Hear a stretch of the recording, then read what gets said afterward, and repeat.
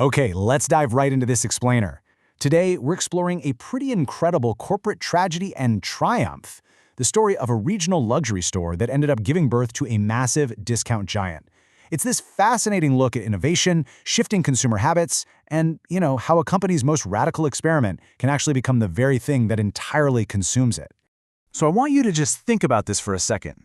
What if the world's most ubiquitous, bare-bones discount empire actually traced its roots back to a high-end, luxury 1902 dry goods store? We're talking about a premium establishment with plate glass windows, fancy passenger elevators, and top-tier real estate that secretly incubated a volume seller that would eventually take over the globe.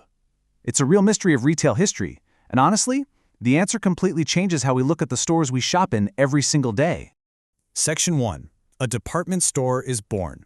The rise of Dayton's. To understand how all this happened, we really have to go back to the very beginning. George Draper Dayton was actually a banker and a real estate investor. But in 1901, he bought this property on Nicollet Avenue in downtown Minneapolis. By 1902, he had built a 6-story building there, initially partnering up with Goodfellow's Dry Goods. Well, just a year later, in 1903, he became the sole owner and the very first president of the newly named Dayton Dry Goods Company. Fast forward through a solid decade of rapid growth, and in 1911, they renamed it to simply the Dayton Company, to better reflect their wide, premium assortment of goods. And guys, this wasn't just some quiet little shop. That original downtown building expanded 8 different times. By 1946, the corner storefront had grown to take up 3/4 of an entire city block, towering 12 floors high. It was an absolute retail powerhouse. And you know what's really amazing? It all started with just $30,000. That was the humble, yet incredibly significant cash investment George Draper Dayton made back in 1901 for just 52 feet of space on Nicollet Avenue. Even back then, it was a pretty modest start for what would eventually snowball into a multi-billion-dollar legacy. But what's so cool is that Dayton's wasn't just this stuffy elite store for older folks. No, they were a massive cultural trendsetter. They deeply understood their audience. In the 1960s, they went all in on the youth market. They literally hosted weekly teen dances in their 8th-floor auditorium, pulling in up to 5,000 teens every single week. They spearheaded this huge super youthquake movement in 1966, bringing in giant musical acts. I mean, we're talking Simon and Garfunkel, the Yardbirds. Jimmy Page actually played his very first U.S. tour date right inside a Dayton's department store. It's wild. Their finger was so on the pulse that they even won 17 Magazine's Youth Retail Award. They just knew exactly how to evolve with their customers. Section 2. Inventing the Indoor Mall, the Retail Revolution of 1956. So that exact same spirit of innovation led to a totally revolutionary architectural gamble. Let me introduce you to Southdale Center. Now, you might not know the name, but you are intimately familiar with the concept. Opened in Edina, Minnesota in 1956, Southdale was the absolute blueprint for every single enclosed mall we see in America today. It was literally the very first fully enclosed, climate-controlled shopping mall in the United States, and Dayton's planned it, conceived it, constructed it, and owned the whole shebang. And this concept? An absolute smash hit.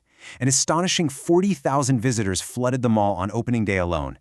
It totally proved that this crazy idea of a massive, indoor, weatherproof shopping center was exactly what the American consumer was waiting for. But we really have to remember the sheer scale of this financial gamble. Southdale was a massive $10 million complex. To put that into perspective, that's about $90 million in today's money. It sparked a retail revolution that completely changed the American landscape forever. It catalyzed Dayton's regional dominance, allowing them to finally expand out of downtown and build this incredible network of huge, highly profitable suburban shopping centers. Section 3. The birth of Target, the 1962 discount experiment. Now here's where things get really interesting. In 1962, Dayton's launched a radical experiment that changed absolutely everything. Just contrast these two business models for a second. On one hand, you have the established Dayton Company, high-end luxury goods, premium real estate, top-tier customer service. But the executives saw this rising trend of discount shopping, and they wanted a piece of the pie, right? But they absolutely didn't want to tarnish their luxury brand. So they created the Target chain. It was an entirely separate, discount-focused experiment with massive national ambitions. Bare-bones, volume-based, 125,000 square foot stores. This was the very first time a major department store chain in the upper Midwest had ever entered the discount field. And they didn't just casually test the waters, they dove headfirst. Look at how quickly this Target concept caught fire. In May of 1962, the very first Target store opened in Roseville, Minnesota. By the end of that exact same year, they had already rapidly expanded to the St. Paul's suburb of Crystal all the way up to Duluth and over to St. Louis Park. That is 4 massive stores opening in its very first year alone. The model was just an undeniable hit. Section 4. Spin-off swallows the parent. The corporate power shift. Moving into the 70s and 80s, while Target was quietly growing in the background, the parent company was on an absolute acquisition tear. In 1969, Dayton's merged with Detroit's massive Dayton-Hudson, becoming the Dayton-Hudson Corporation. In 1971, they bought the Brown Stores of Oklahoma. By 1978, they merged with Mervyn's of California. And then in 1990, in this massive billion-dollar deal, they acquired the legendary Chicago-based Marshall Fields. Through all these aggressive moves, Dayton-Hudson became the 14th largest non-food retailer in the U.S. They seemed completely unstoppable. But behind the scenes, a quiet revolution had taken place. And this brings us right to the climax of our story. By the year 2000, that little discount experiment called Target accounted for a staggering 80% of the entire corporation's revenue. 80%. The other 20% was made up of all those traditional high-end department stores combined. And yes, that includes the mighty Dayton's in Marshall Fields. Target's revenue completely eclipsed its parent company. The offspring had officially outgrown its creator. Section 5. End of the Dayton Era. Extinction and Legacy.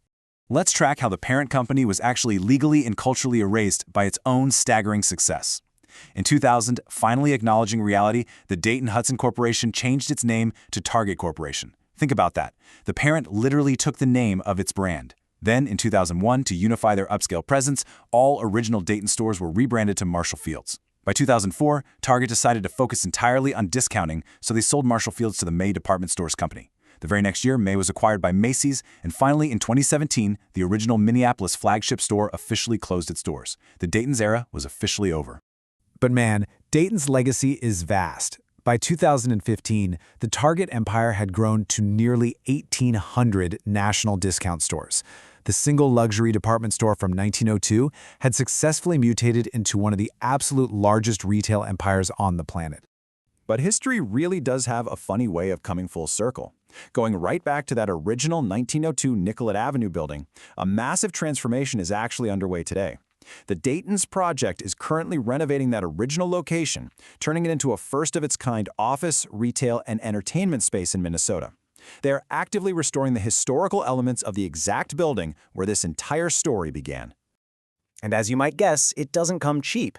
It is taking a massive $200 million investment to preserve the architectural ghost of the luxury company that started it all. They're rebuilding the past while completely redesigning it for the 21st century. So it leaves us with this final, really provocative thought. Sometimes a company's greatest legacy is the wildly successful offshoot it leaves behind, completely erasing its own name in the process. It really makes you wonder what other famous empires out there are actually just spin-offs in disguise. Thank you so much for exploring this fascinating slice of history with me today. I really hope this explainer gave you a whole new perspective for the next time you walk into a store. See you next time.